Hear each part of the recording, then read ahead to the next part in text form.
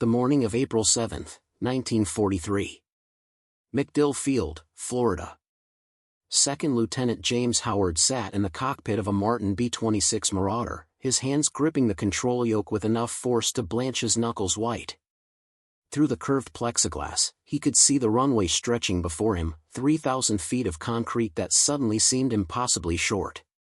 The Wright R-2600 engines roared on either side of him, their combined 4,000 horsepower producing a vibration that seemed to shake not just the aircraft, but his very bones.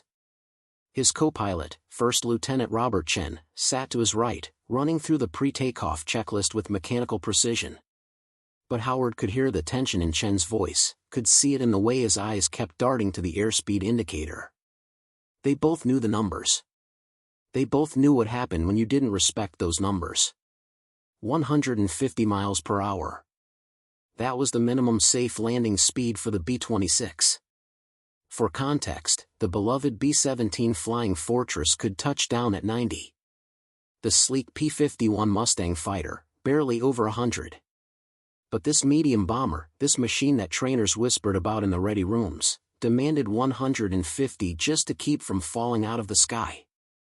"Tower, this is Marauder 27, ready for takeoff," Chen called into the radio.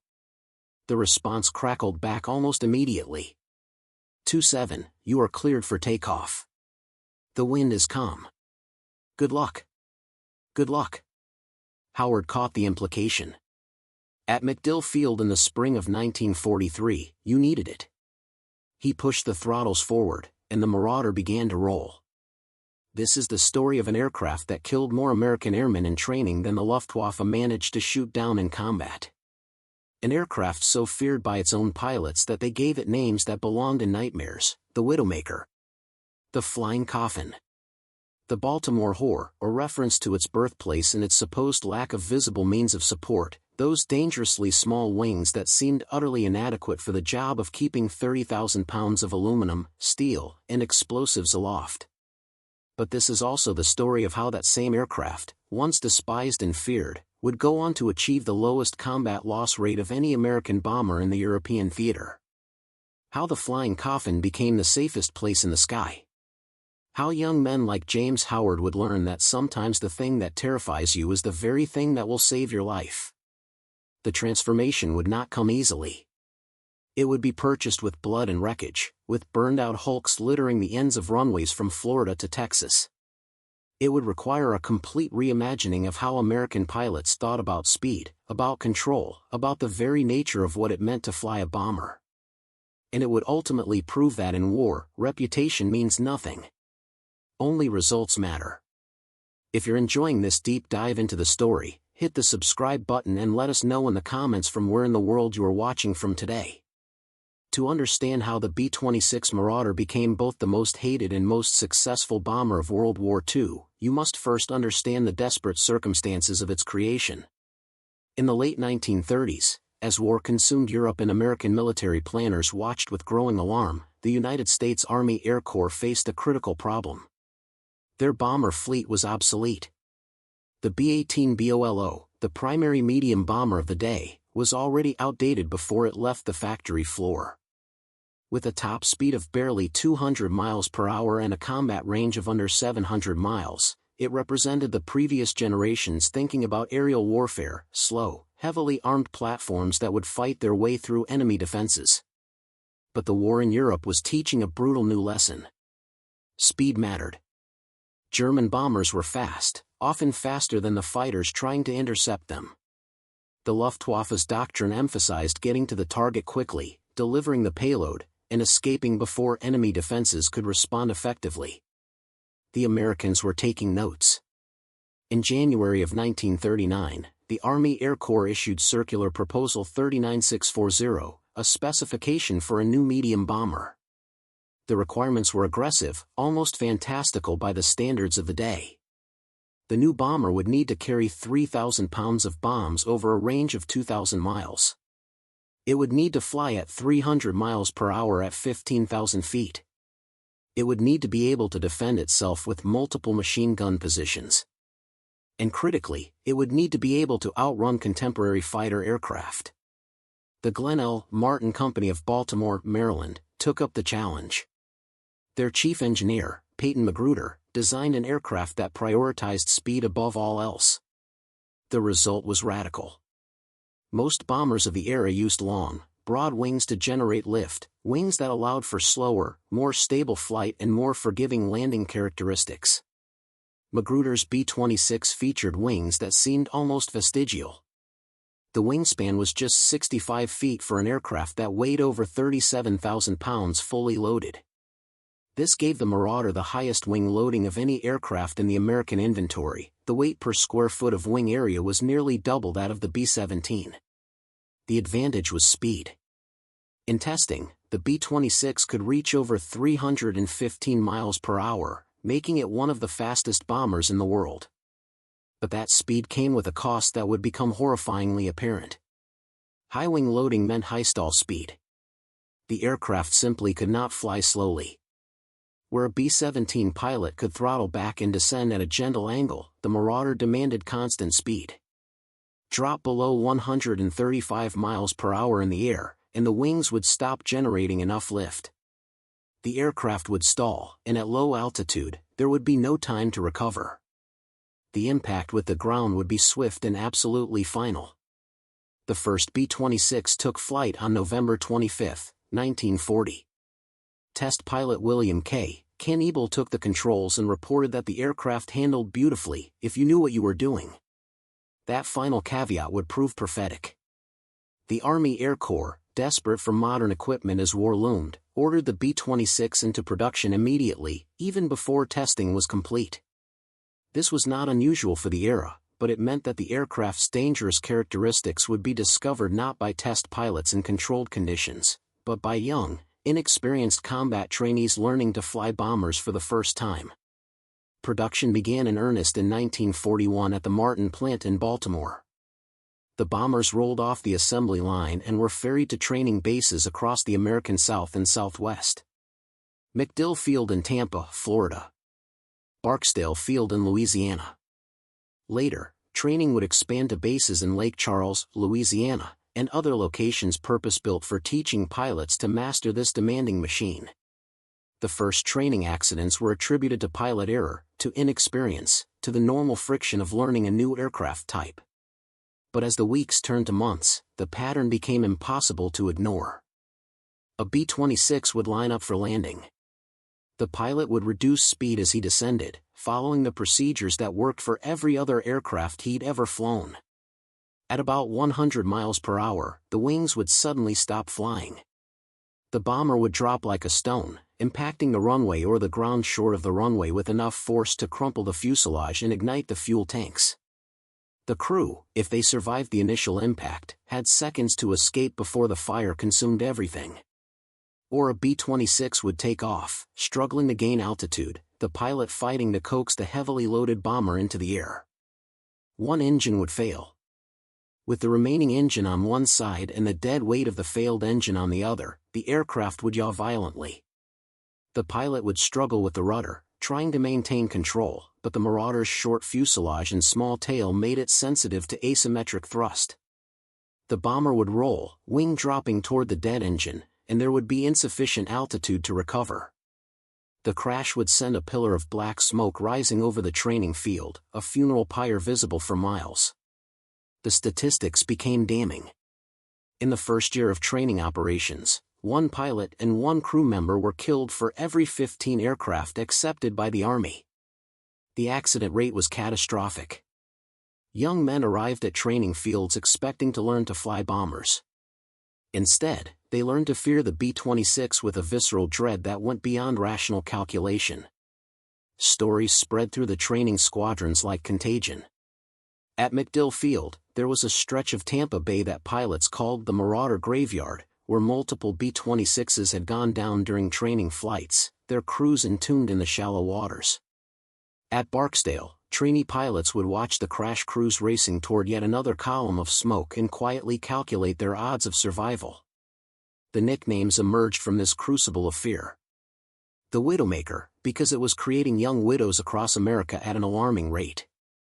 The Flying Coffin, because that's what it became when things went wrong. The Baltimore Whore, a crude reference to the Martin Company's home city into the aircraft's supposed inability to support itself in the air, no visible means of support, the dark joke went, referring to those small, inadequate-looking wings. In some training squadrons, morale collapsed entirely. Pilots requested transfers. Some simply refused to fly the aircraft. There were reports of near mutinies, of entire classes of trainees signing petitions demanding different aircraft. The situation became so serious that it reached the highest levels of the Army Air Force's command structure. Senator Harry S. Truman, then chairman of the Senate Special Committee to investigate the National Defense Program, took notice. His committee had been formed to root out waste and fraud in defense contracting, but the B-26's appalling accident record suggested something more fundamental, a defective aircraft being forced on unwilling pilots. Truman launched an investigation. The scrutiny was intense and public. Newspaper headlines questioned whether the Marauder was fit for combat. Aviation experts debated whether the entire program should be canceled, the existing aircraft scrapped, and the production lines retooled for something safer.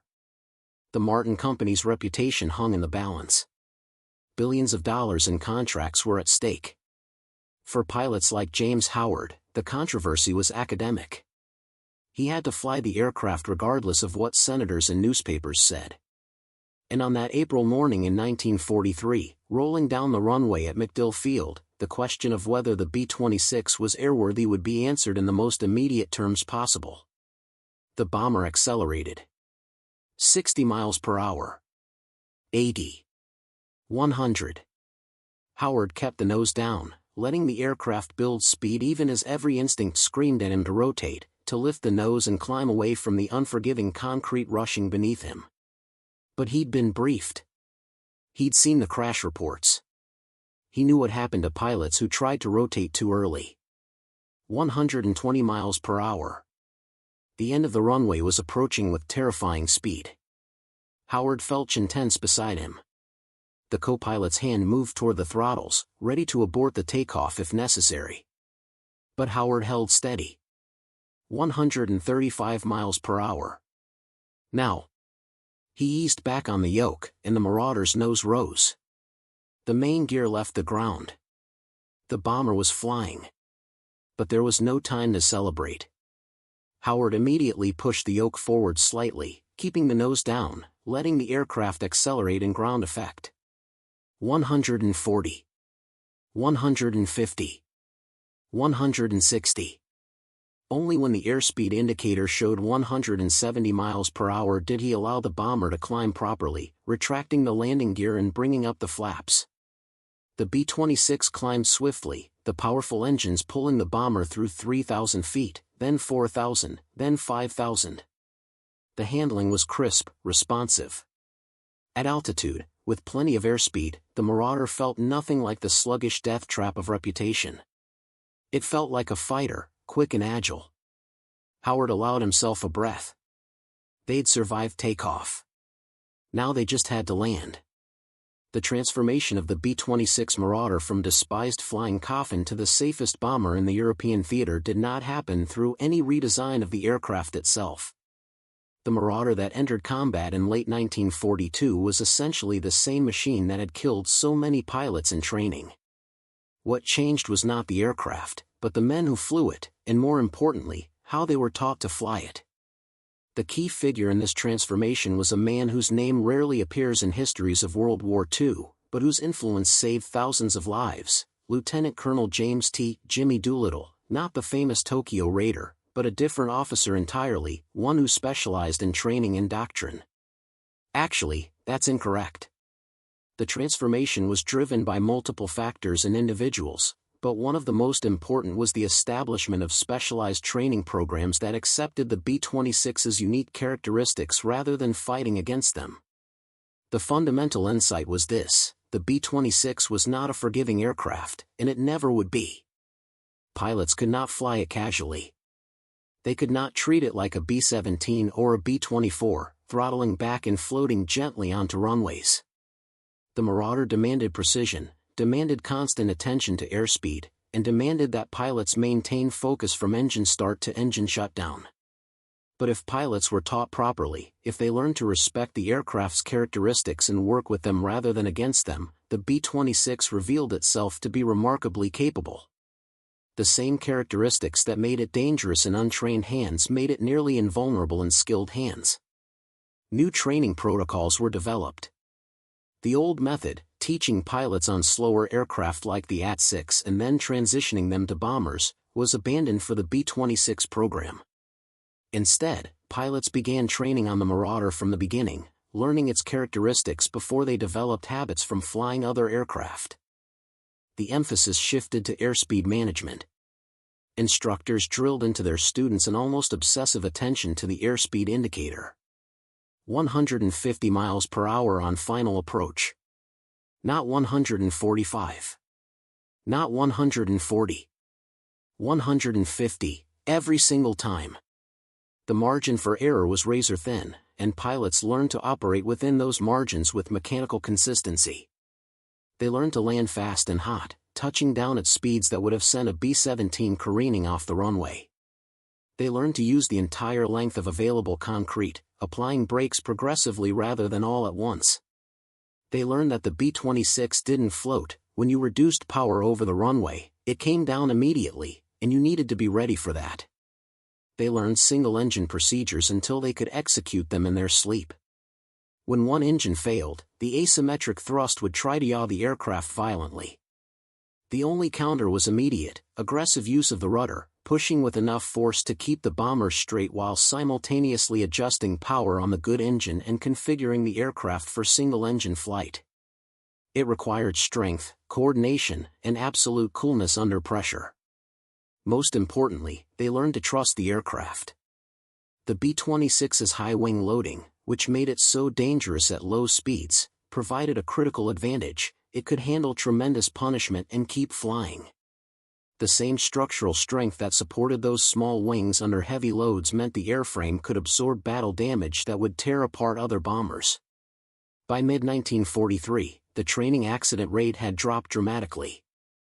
Pilots were still washing out. The B-26 maintained high standards, but the horrific crashes became rare.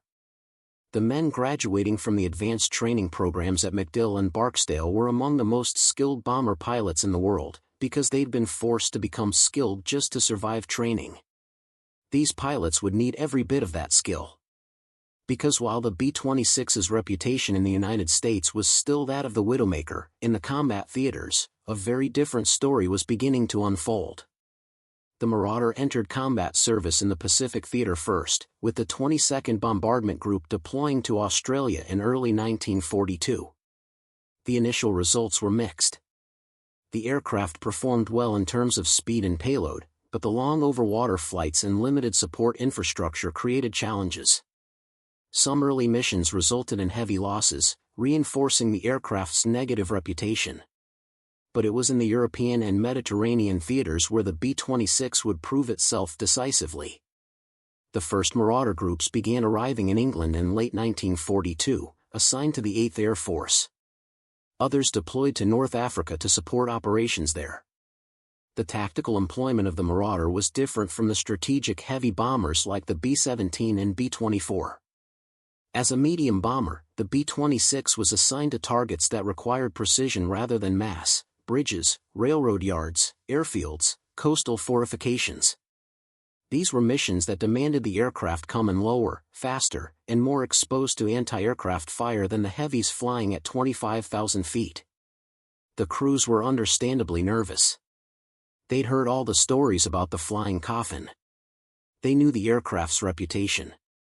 And now they were taking it into combat against the most sophisticated air defense network in the world. The first major test came during the campaign in North Africa and the subsequent invasion of Sicily and Italy. B-26 groups, operating from bases in North Africa, flew constant missions against Axis positions, supply lines, and infrastructure. The aircraft's speed proved invaluable. Marauders could often outrun the fighters scrambling to intercept them. The tight formations they flew, each bomber covering the others with interlocking fields of machine gun fire, made them difficult targets. And when they did take hits, the B-26's rugged construction kept them flying. Pilots would return with holes in wings, with engines shot out, with entire sections of tail missing, and the aircraft would still bring them home. The same structural strength that supported those high wing loads absorbed punishment that would have downed other bombers. Lieutenant Howard's aircraft, Marauder 27, completed its first combat mission on May 14, 1943, bombing a railroad marshalling yard outside of Tunis. The mission was a success, the bombs hit the target, and all aircraft returned safely. But for Howard, the most striking thing was how differently the B-26 handled in combat compared to training.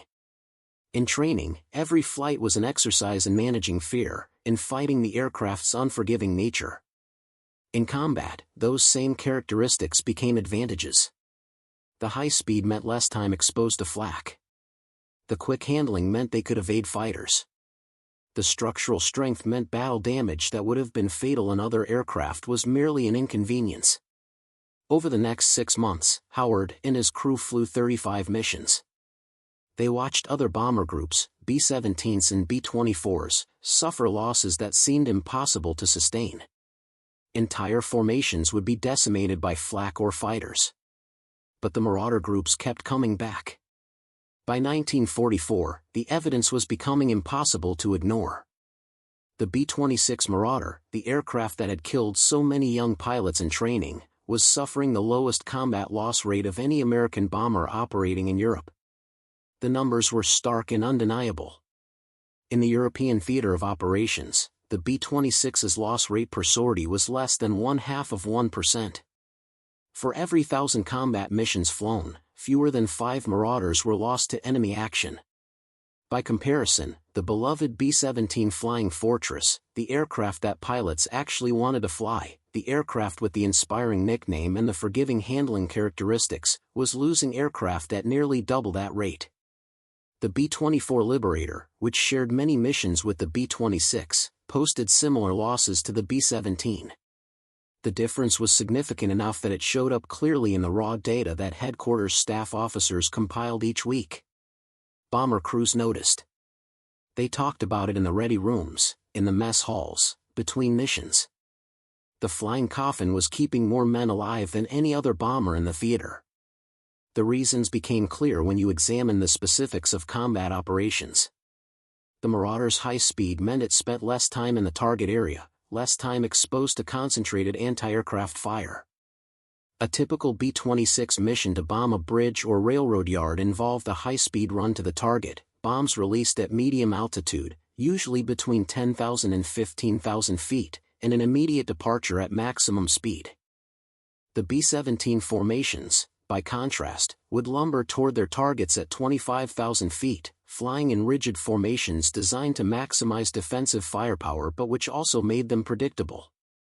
German flak batteries could calculate their approach, prepare firing solutions, and saturate the airspace with exploding shells.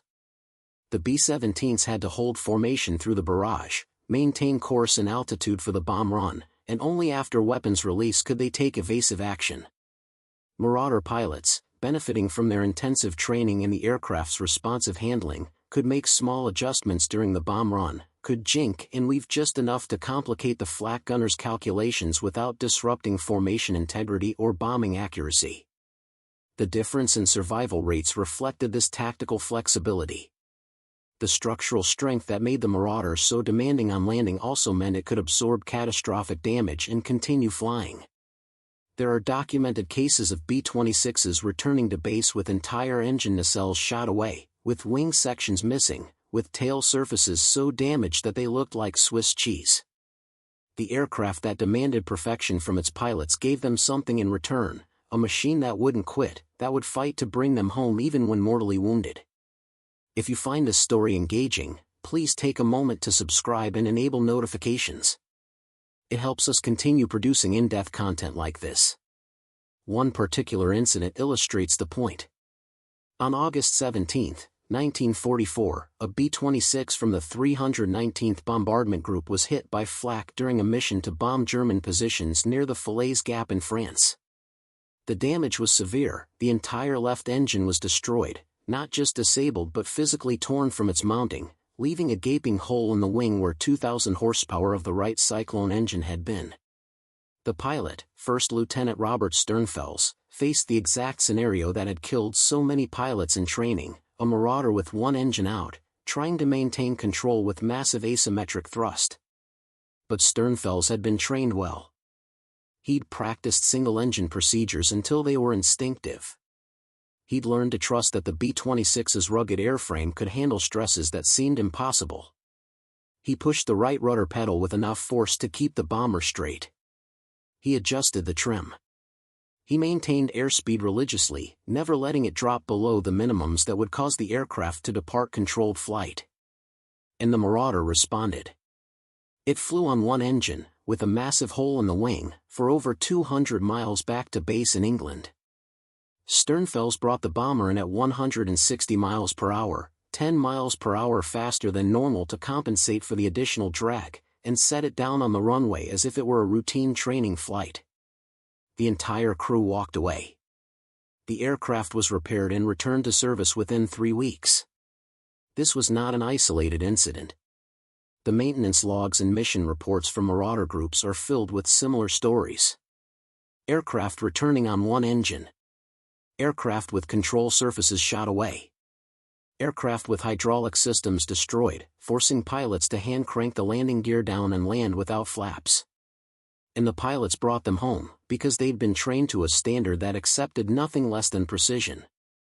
The transformation in reputation was gradual but inexorable. By late 1944, the B-26 was no longer the flying coffin to the men who flew it in combat. It was their trusted mount, the machine they relied on to bring them through the flak and the fighters and the mechanical failures that were part of combat operations. New crews arriving in the European theater would come with the old fears, and would have heard the horror stories from training. The veterans would laugh, not unkindly, but with the confidence of experience. Forget what you heard stateside, they'd say. Respect it, fly it right, and this bird will save your life. The contrast between the aircraft's reputation in training and its performance in combat created a strange cognitive dissonance in the Army Air Forces. Statistically, a pilot was more likely to die learning to fly the B-26 in Florida than flying it in combat over Germany.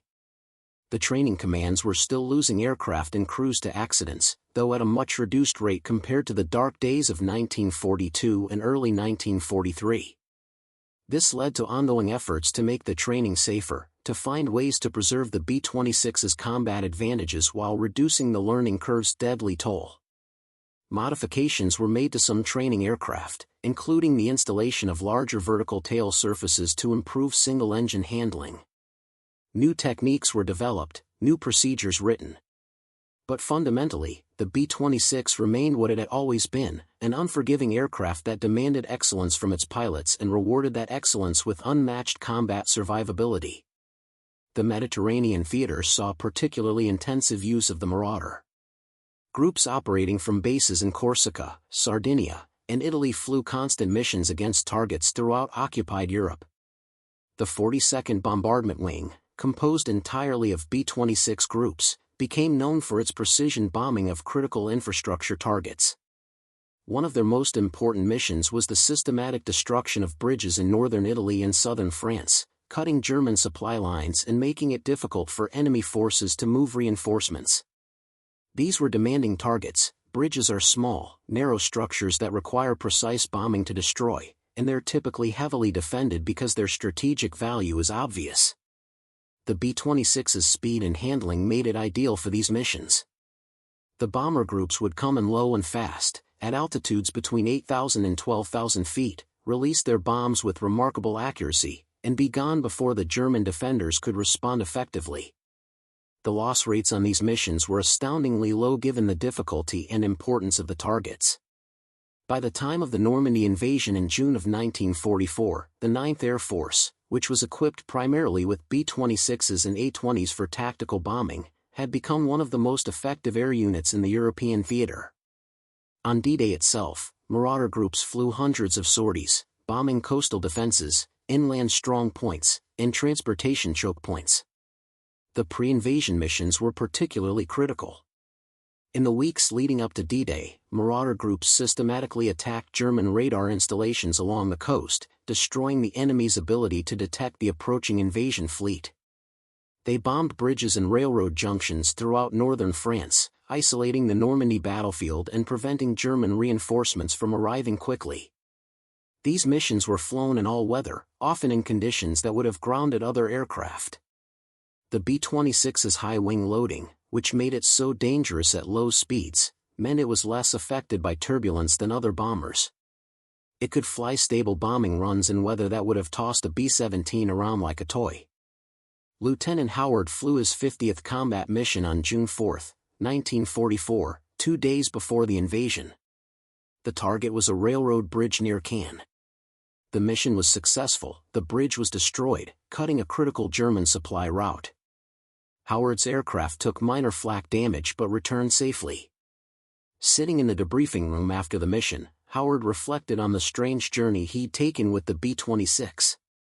He remembered the terror of his first takeoff at MacDill Field, the absolute certainty that the aircraft was going to kill him. He remembered the crashes he'd witnessed, the funeral services for pilots who'd made small mistakes and paid with their lives. And he thought about the 50 missions he'd just completed, the targets destroyed, the flak-filled skies he'd flown through, the enemy fighters he'd evaded. Statistically, he should have been dead several times over. The average survival rate for bomber crews in the European theater was grim. But he was alive, his crew was alive, and a significant part of that survival was due to the aircraft everyone had told him to fear. The B-26 had taught him something fundamental about war, about life, about the difference between reputation and reality. The thing that seemed most dangerous, the thing everyone warned you about, might actually be the thing that saves you, if you're willing to master it, to respect it, to work with it rather than against it. The final statistics of the B-26's war record tell a story that still seems almost impossible given where it started. The Marauder flew over 110,000 combat sorties in World War II. It dropped over 150,000 tons of bombs on enemy targets. And its loss rate per sortie, that critical measure of combat effectiveness and crew survivability, was the lowest of any American bomber in the European theater. 0.5%. 0.5%. For every 200 missions flown, one aircraft was lost to enemy action. Compare this to the training record, where in the worst periods, one aircraft was lost to accidents for every 15 accepted by the Army. The bitter irony is inescapable. The B-26 Marauder was far more dangerous to the young Americans learning to fly it than it ever was to the Germans trying to shoot it down. By war's end, the transformation was complete. The Flying Coffin had become, in the words of many who flew it, the best bomber in the Air Force. The Widowmaker had the best survival rate. The Baltimore Whore, supposedly unable to support itself on those small wings, had carried more crews home safely than any other medium bomber in the American arsenal. But the training casualties could not be undone. The exact number is difficult to determine, records from training commands are incomplete, and many accidents that should have been attributed to the B-26's characteristics were officially listed under other causes.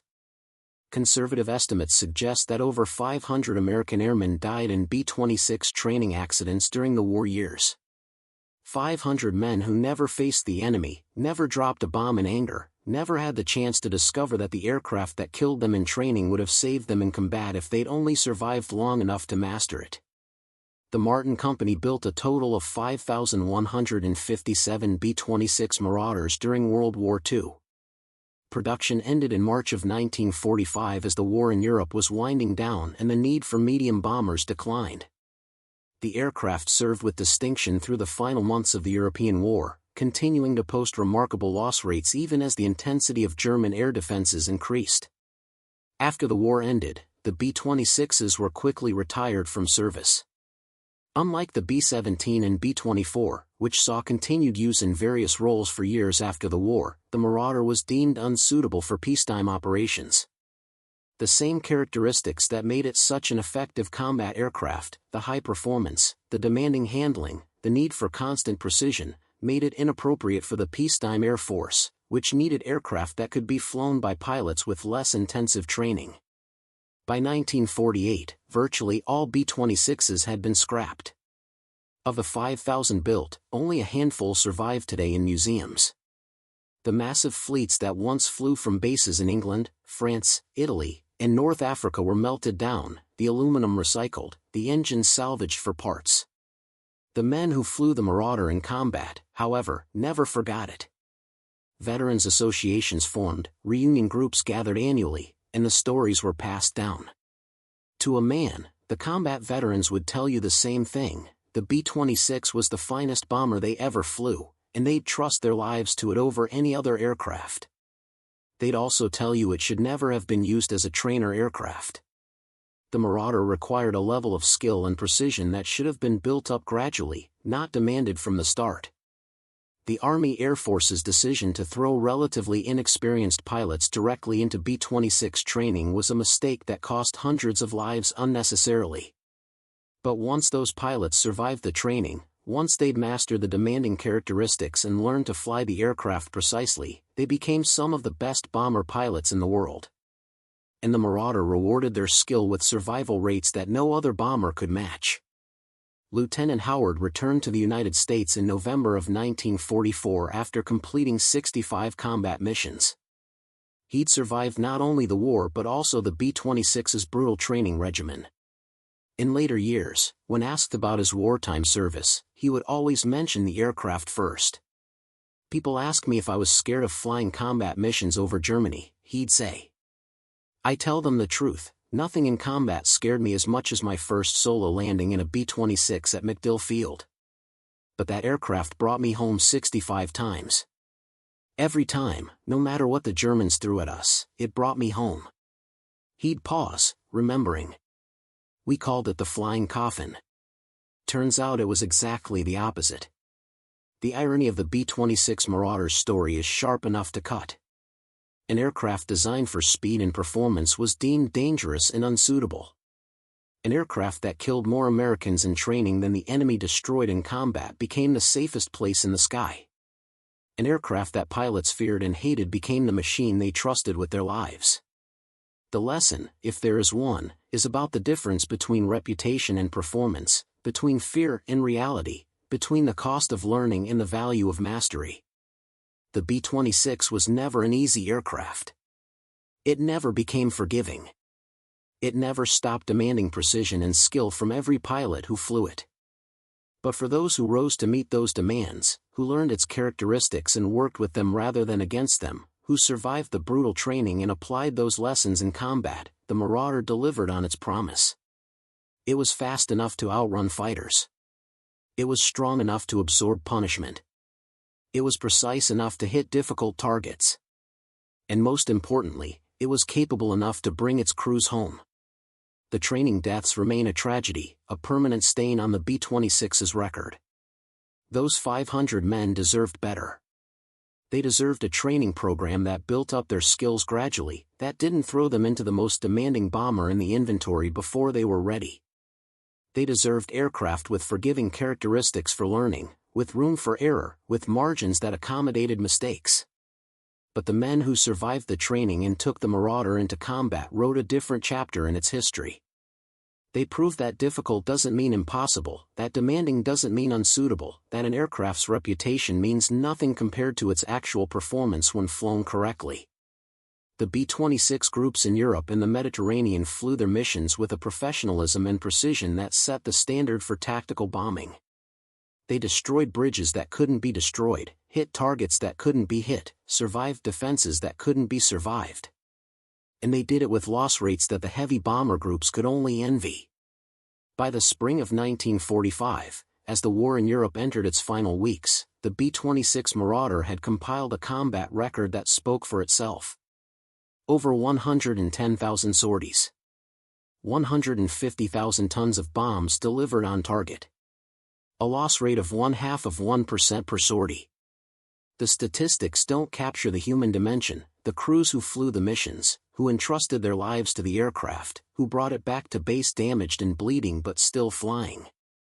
They don't capture the moment when a pilot who'd feared the B-26 in training realized that in combat, it was the best friend he had. They don't capture the quiet confidence of a Marauder crew briefing for a mission, knowing that their aircraft gave them the best chance of survival of any bomber in the theater. And the statistics certainly don't capture the waste of those training deaths, the young men who died learning to fly an aircraft that would have saved their lives if they'd only lived long enough to master it. The B-26 Marauder's story is ultimately about transformation of an aircraft's reputation, transformation of the pilots who flew it, transformation of military doctrine and training methods. It's about the gap between perception and reality, about how the thing you fear most might be exactly what you need.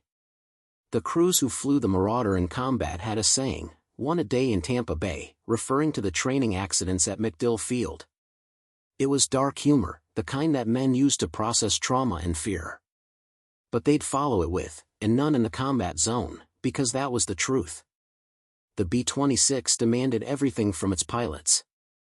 It demanded skill, precision, constant vigilance, absolute mastery of airspeed and power settings and emergency procedures. It didn't forgive errors. It didn't give second chances. It was, in every sense, an unforgiving aircraft.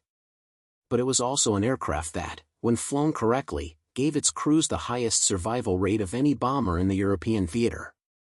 The Flying Coffin that everyone feared became the safest place in the sky. The Widowmaker that everyone avoided made fewer widows than any other bomber in the war. The men who flew it understood the paradox. They'd lived it, survived it, proven it with every mission. And when they came home after the war, when people asked them what aircraft they'd flown, they'd say the B-26 Marauder with pride.